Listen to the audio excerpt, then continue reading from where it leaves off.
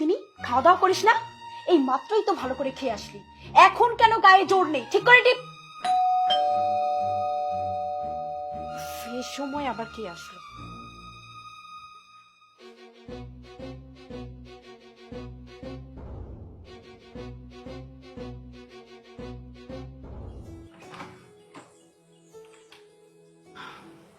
কি ব্যাপার, আপনি কে? আর এখানে কাকে চান?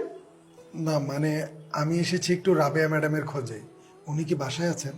হ্যাঁ, উনি বাসায় আছে। ওনাকে কি দরকার? যা বলার আমাকেই বলুন। না আসলে ব্যাপারটা ওনার সাথে শেয়ার করতে হবে, ওনাকেই বলতে হবে। আর আপনি ইচ্ছা করলে এখানে থাকতে পারেন। ওনাকে একটু ডাকুন না প্লিজ। মা, মা একটু এদিকে আসুন তো তাড়াতাড়ি।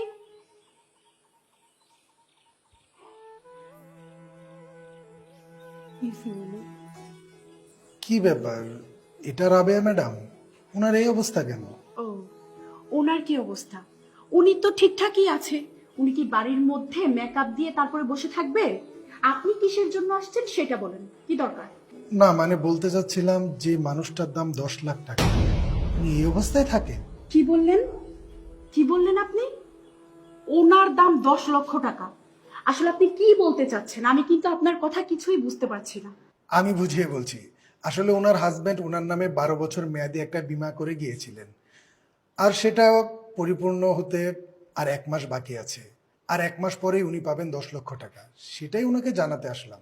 না বাবা, তুমি মনে হয় ভুল বলতেছো। আর 1 মাস পরে আমি 10 লাখ টাকা পাবো? না আন্টি, আমি কোনো ভুল করছি না। আপনার হাজবেন্ডের নাম মানে আমাদের আঙ্কেলের নাম সিরাজ হায়দার ছিল, তাই না? হ্যাঁ বাবা। হ্যাঁ আন্টি, তাহলে তো সব ঠিকই আছে। এই যে দেখুন না, এই কাগজে সব লেখা আছে। আর 1 মাস পরে আপনি পেয়ে যাবেন 10 লক্ষ টাকা। আরে না না, আপনি কি বলছেন এসব? আপনি যান। আসলে মায়ের টাকাগুলো তো সব আমাদেরই লাগবে, কারণ ওনার তো এখন বয়স হয়ে গেছে।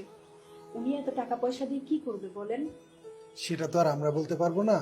তাছাড়া আপনার শাশুড়ি যদি টাকাটা আপনাকে দিতে চায়, তাহলে টাকাটা আপনার কাছে হ্যান্ড ওভার করবো। মা, আপনি একটু ভিতরে যান, আমি ওনার সাথে কথাটা শেষ করে তারপরে আসতেছি।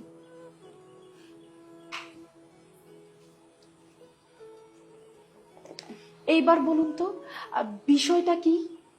আসলে আপনি তো সবই শুনলেন। আর এখনকার যুগে 10 লাখ টাকার অনেক মূল্য। আর আপনার শাশুড়ি তো বয়স হয়ে গেছে। আজ হোক কাল হোক যে কোনো সময় উনি মারা যাবেন। আর উনি মারা যাওয়ার পর টাকার মালিক তো আপনারাই হবেন, তাই না? আসলে আমি ওনার শরীরের যে কন্ডিশন দেখলাম, উনি যদি 1 মাসের আগে মারা যান তাহলে কিন্তু টাকাটা অন্য কোনো খাতে চলে যাবে। তাই আমি বলি কি, আপনি আপনার শাশুড়িকে ওইভাবে একটু